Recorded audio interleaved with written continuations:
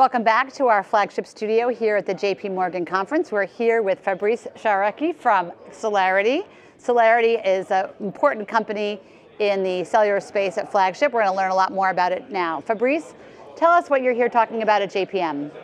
AI and technology, in my opinion, are really transforming the way we are creating drugs. And as we know, I mean, drug discovery has barely evolved over the past few decades. Despite the advance of technology, of the science, we continue to discover drugs in the same way. We reduce complex disease to a single molecular target. We place a bet on that target very early on. And we expect that by hitting a target, we'll be able to address a very complex disease. Obviously, as we all know, molecular biology, cellular biology, human biology is much more complex than that. And I think AI is helping to understand that complexity. That's why there are lots of companies and many are actually making a lot of noise here at JPM that can help make this drug discovery process more efficient. Some have algorithms that can help find new targets more efficiently. Some have algorithms that can help find drugs that bind to a target more efficiently. Some can help optimize the result of a screening.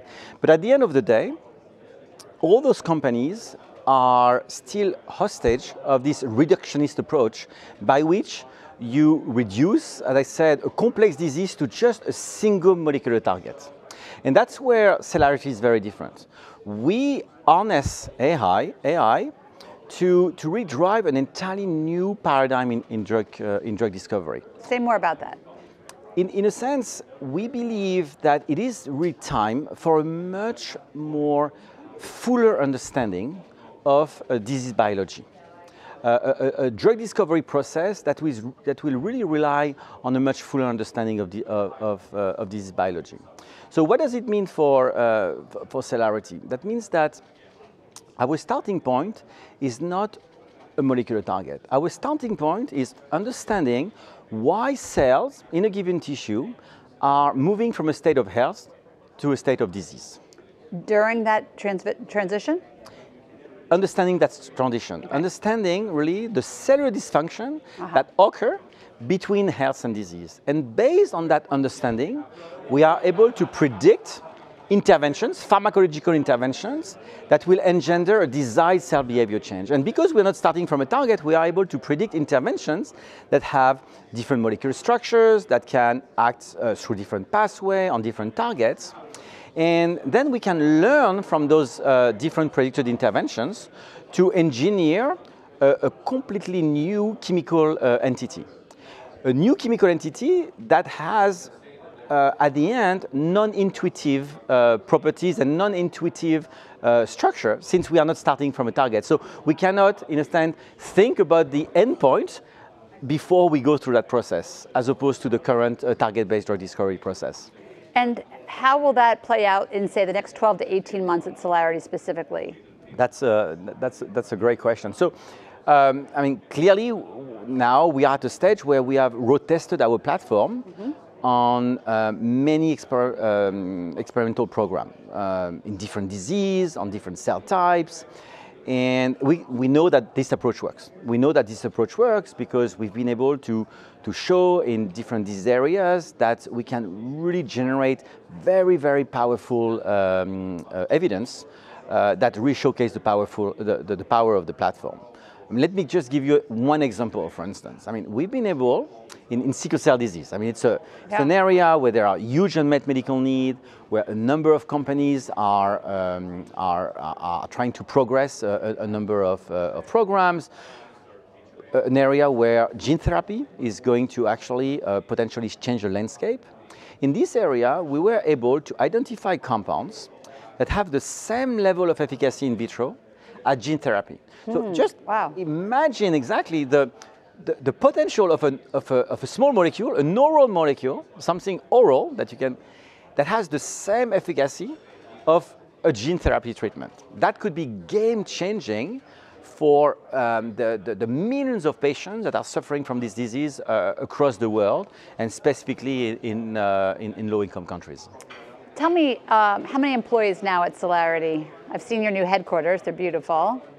Yes, so we moved to Boynton Yards, this amazing place that we are, which is hosted actually for different flagship companies. Yeah. So being in the same in the same place with other flagship companies is really a great opportunity to collaborate on a daily basis.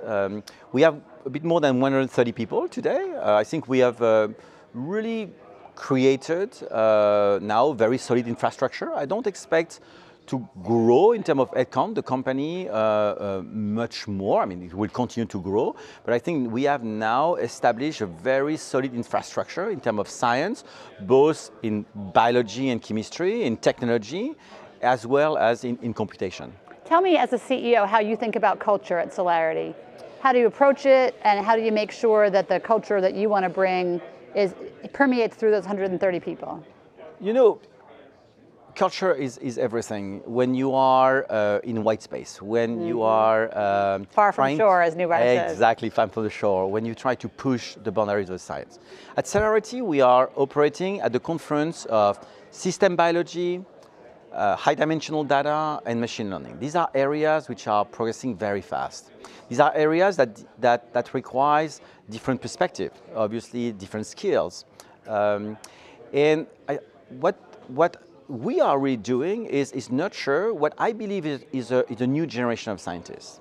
A generation of scientists that can be, in a sense, multilingual, that is acquainted, not a generation of scientists which is not solely an expert in their own domain, but also acquainted, to other domains, who can understand, engage and understand with others. A biologist will always see an experiment as not totally successful, but never totally failing.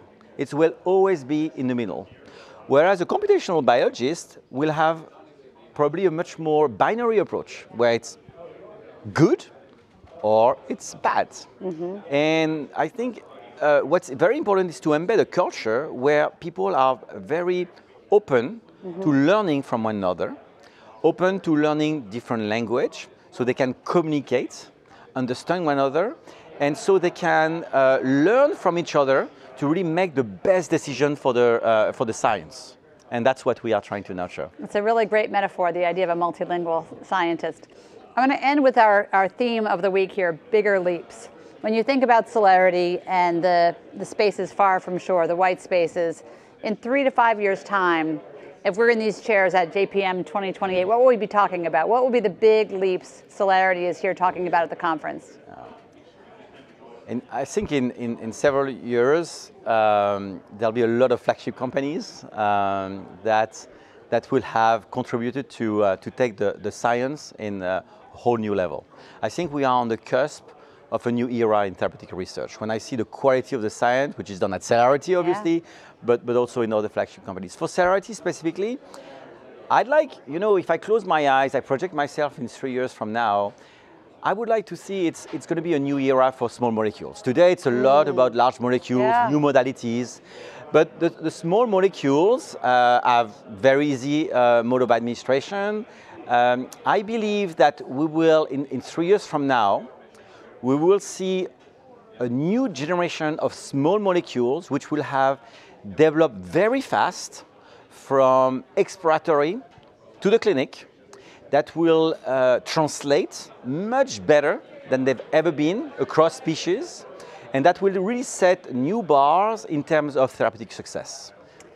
New era for small molecule drugs developed by multilingual scientists for the company that knows just when to intervene in cell dysfunction. Thanks so much for joining us, Fabrice. Thank you very much, Christine.